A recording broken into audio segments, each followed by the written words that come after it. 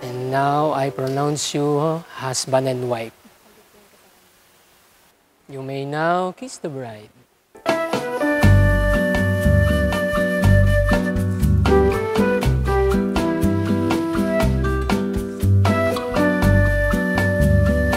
Jersey!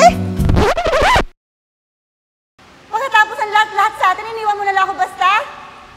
Umalis ka nga. Sinisira mo yung pinaka-special na araw ko eh. Sino ba siya? Hindi ko naman kilala yan eh. Talaga? Excuse me po! Hindi kang kaguluhan, aray. Hindi kami kasal pa sa kabilang bayan eh. Mauna na sa inyo. Ha?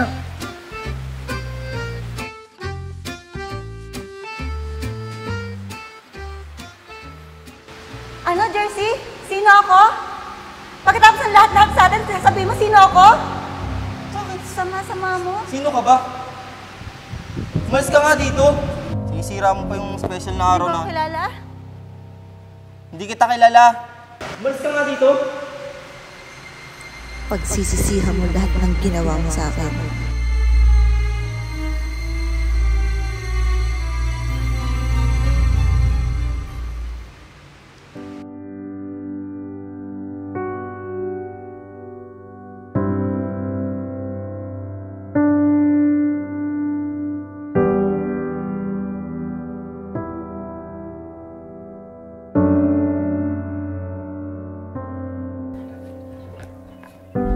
Nandito ka lang pala sa tambayan natin.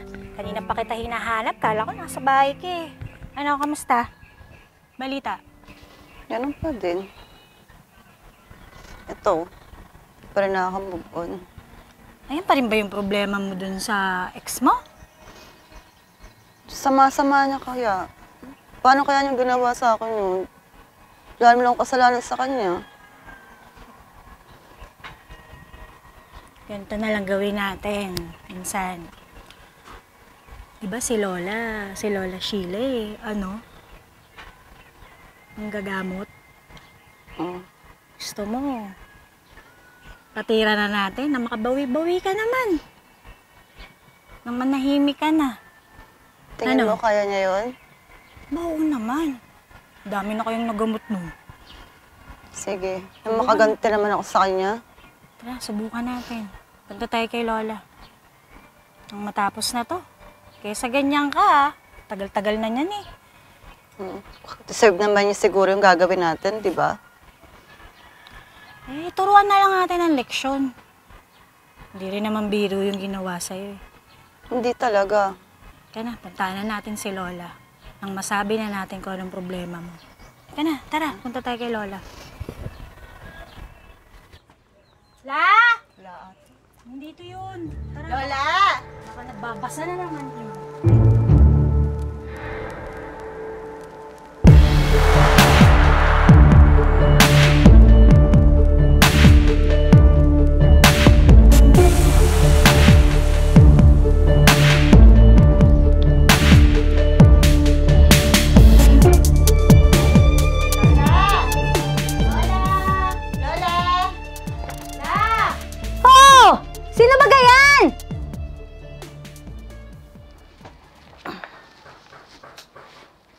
Mga batang ito, ay baga mga magsipasok na tawag pa ng tawag. May ginagawa ako eh. Ano na naman yun? Kay mga abala, may ginagawa ako.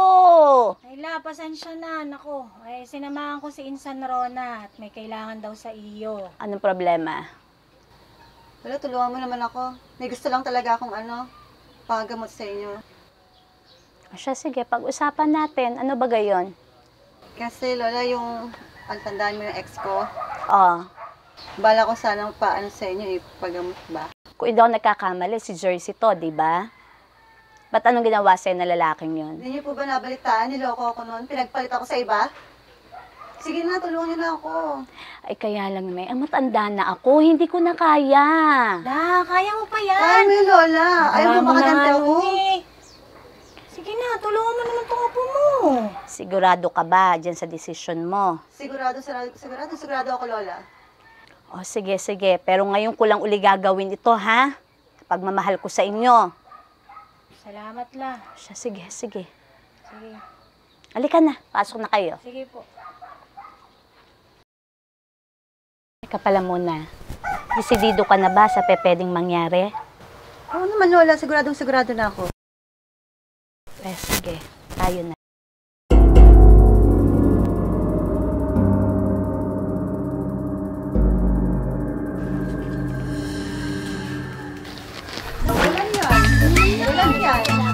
Wala to.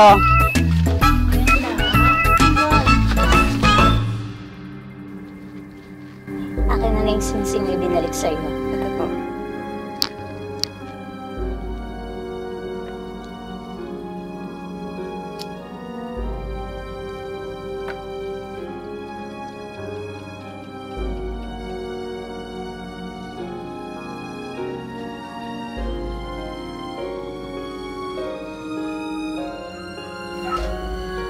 Sisimulan na natin ang orasyon.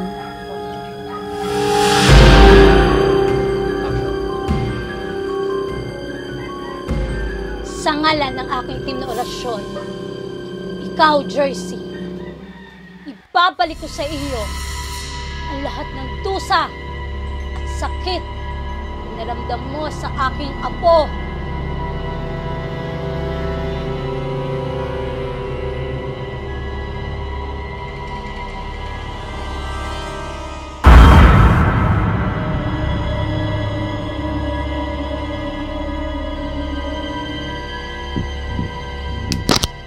Lalamok to!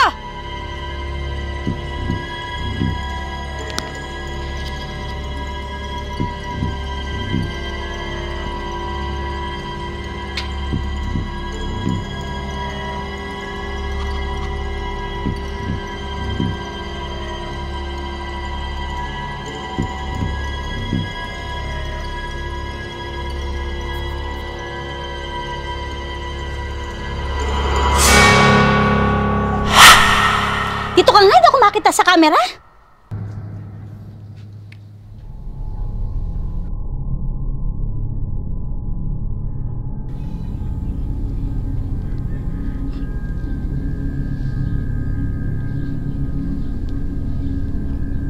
Isikriam for Salehere. Isikriam for Salehere. Isikriam for Salehere.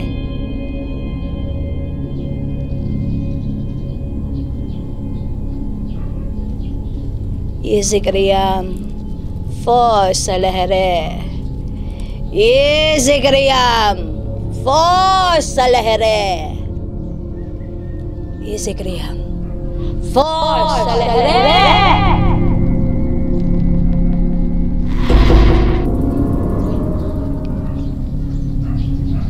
Sige, mga apo. Pwede na kayo umuwi. Makakapaghiganti na tayo kay Jersey. Salamat po, Lola, sa tulong niyo binigay niyo sa akin. Sige po, La. Tuloy na kami. Una na po kami.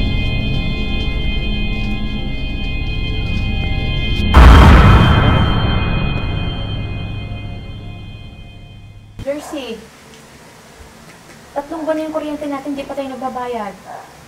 Mapuputulan na tayo ng kuryente. Anong gagawin natin? So, yan, nag-iisip din ako kung anong paraan. Palagi na lang bang ganyan? Palagi ka na lang nag-iisip pero wala naman nangyayari. Wala na tayong makain o wala na naman mga grocery natin. Tapos papalit-palit ka pa ng trabaho. Isang buwan lang sa trabaho tapos wala na, tapos susunod wala na naman. Hindi ko na maintindihan kung bakit, anong kamalasan ang nangyayari sa buhay natin. Doon, gagawa ko ng paraan. Gagawa ko ng paraan. Palagi na lang yan kasi sinasabi mo eh. Jers! Tapos ay, ang sakit mo pa. Hindi ko na alam kung saang doktor ka dadalhin. Jers, stress na ako, hindi ko na kaya. Bakit ba ang malas-malas ng buhay natin ngayon? Doon, stress na rin ako sa buhay natin. Anong gagawin ko? Hindi ko na din alam yung gagawin ko. 3 buwan na lang manganganak na ako. Kailangan ko magpa-check up, hindi pa tayo nagpapa-check up kasi wala ka namang binibigay na pera sa akin.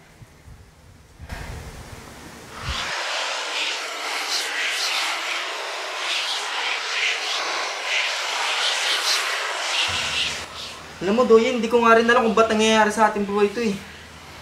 Pero hayaan mo. Gagawa ko ng paraan.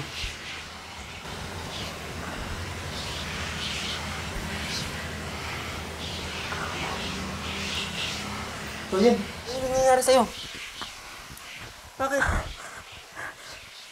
Ang sakit ng tiyan ko. George, tulungan mo. Ang sakit ng tiyan ko. Yung baby ko. Yung baby natin.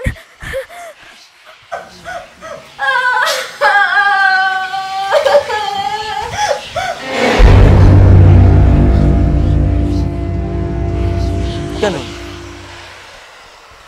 Parang bigat-bigat ang pakaramdam ko. Paano mabigat? Tsaka sobrang kati nito, pare. Na masakit. Patingin niya. Oo. Ito pare, parang may nananalbahe sa'yo ah. Ito pa, pare. Ano Parang nga sa likod? dito. Pare, ang Oo, dami. pare. Sobrang kati na Paano yan? masakit eh. Hindi ko nga alam eh. Bigla na lang ako nagkaganto eh. Pare, tingin ko may sumasalbahe sa'yo. Dalhin kita doon sa kakilala kong albularyo. Sige pare, dali mo ako dun. Sige, tara. Tara. Manor? Malayo pa lang. Alam ko na ang problema nyo. Mang Kanor, magpapagamot lang po sana ako. Ito ang may problema. Pero si Mang Kanor, andun sa loob. Linti ka, hindi naman pala ikaw si Mang Kanor eh. Hindi nga ako!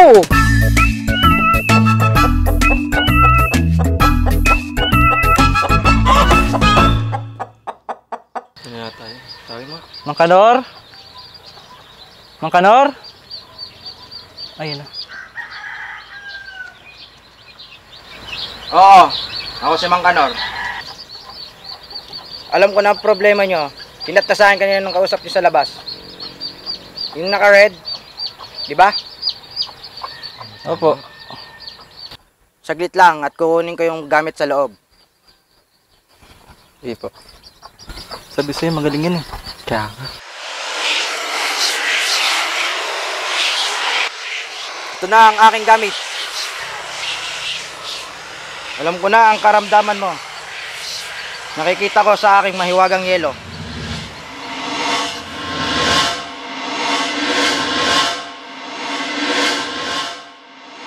May gumagawa sa iyo ng masama. Ang dati mong kasintahan. Ang tanging kong may papayo sa iyo ay bumalik ka sa kanya at humingi ng tawad. Sige po, Mang Kanor. Maraming salamat. Salamat po. Siguro, pare, kailangan ko nang humingi ng tawad sa dati ko kasintahan. Pare, wala namang masama kung hingi ka ng tawad kay... Pati makinig ka kay Mang Kanor. Madami nang napagaling yun. Sana nga, pagaling ako nun. Oh, eto na naman! Hindi pa matapos yan! Tama na, lusundan mo ka na. Padaan ako ha! Ano? Susundan tayo eh. Tara. Ano pa yun? Tara na. Yaman na yun, pare. Sinto-sinto yata yun eh. Basta, pare. Sama mo ako ngayon ah. Gusto ko na talaga gumaling eh. O sige ba, kasamahan kita. Rona! Rona! Rona! Yan na pare. Oh, ang ginagawa mo dito? Kailangan natin mag-usap. Para saan pa? Di ba tinanggi mo nga ako? Di mo ako kilala, di ba? Rona, nakikiusap ako. Papasukin mo ako, kailangan natin mag-usap. Siguraduhin mo lang matino yung sasabihin mo, ha? Una na ako. Sige pare, Usap na lang kayo ng ayos ha. Sige. Rona, maraming salamat dahil pinapasok mo ako. Pwede bang makitabi sa'yo? Bahala ka. Basta importante yung sasabihin mo dapat, ha? Rona, pagpasensyahan mo na ako. Gusto ko talaga humingi sa'yo ng tawad. Ikaw ay napapunta dito. Anong hinihingi mo ng tawad sa akin? Yung pagtatanggi mo sa akin sa simbahan? Yung panloloko mo sa akin? O yung pagkawala ng anak natin? Ano? Buntis ka noon? Oo. Pero natin mo pa rin naiwanan kami ng anak ko. Dalawang anak ko na palang nawala. Anong dalawa? Naglagan din kasi si Doyen. Rona, tawarin mo ako. Kung mga kasalanan ko nagawa sa'yo. Hindi ko rin naman kasi ginusto yun. Hindi mo ginusto pero ginawa mo? Rona, sana mapatawad mo ako sa mga kasalanan na nagawa ko sa'yo.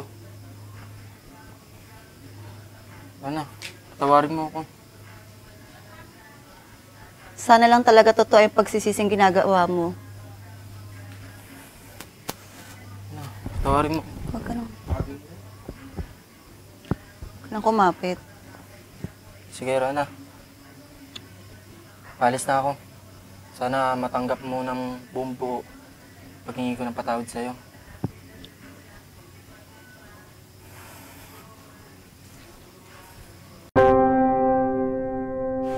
Kahit napakasakit ng ginawa mo sa akin, Jersey, papatawarin na kita. Hindi ko naman sinasadya na maging ganun ang mangyari. Ayoko na din mabuhay sa galit at sama ng loob sa'yo. Sana lang mapatawad din ako ng nasa taas.